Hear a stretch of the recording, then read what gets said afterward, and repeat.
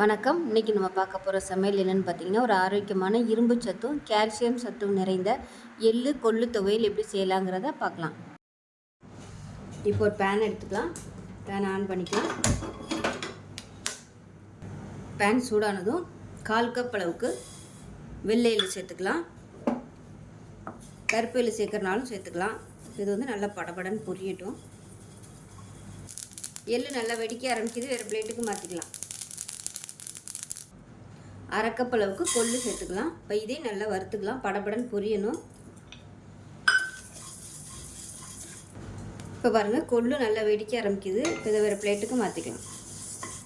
இப்போ அதே கடாயில் ஒரு 2 டீஸ்பூன் எண்ணெய் விட்டுக்கலாம். இப்போ இதில் 1 டேபிள் ஸ்பூன் உளுந்து, 1 டேபிள் ஸ்பூன் கடலைப்பருப்பு சேர்த்துக்கலாம். அடுப்பு நல்லா குறைச்சி வச்சுக்கோங்க. இது கூடவே 10 வரமிளகாய் சேர்த்துக்கிறேன். இது வந்து சின்ன சின்ன வரமிளகாய் இருக்குது, அதனால் ஒரு 10 எடுத்துருக்கேன். இது கூடவே சின்ன நெல்லிக்காய் சைஸுக்கு புளி சேர்த்துக்கலாம். ஒரு 6-7 பல் பூண்டு சேர்த்துக்கலாம். 1/4 டீஸ்பூன் போல் சீரகம்.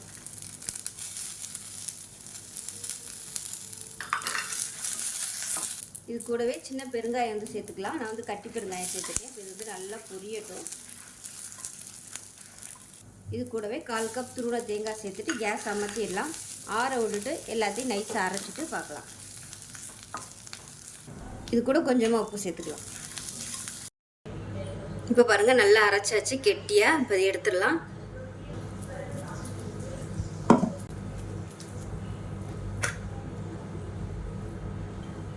ஒரு அருமையான எள்ளு துவையல், அதாவது எள்ளு கொள்ளு துவையல் ரெடி ஆயிடுச்சு. சுடுசாதத்தில் போட்டு நெய் ஊற்றி இல்லை நல்லெண்ணெய் ஊற்றி சாப்பிடுங்க. சூப்பராக இருக்கும். நல்ல ஒரு ஆரோக்கியமான ரெசிபி. ஸோ இதே மாதிரி செஞ்சு பாருங்கள். செஞ்சு பார்த்துட்டு எப்படி வந்துச்சுங்கிறத சொல்லுங்கள். வீடியோ பிடிச்சுன்னா லைக் பண்ணுங்கள், கமெண்ட் பண்ணுங்கள், சேனலை சப்ஸ்கிரைப் பண்ணுங்கள், பக்கத்தில் பெல் பட்டனையும் ப்ரெஸ் பண்ணுங்கள். நன்றி.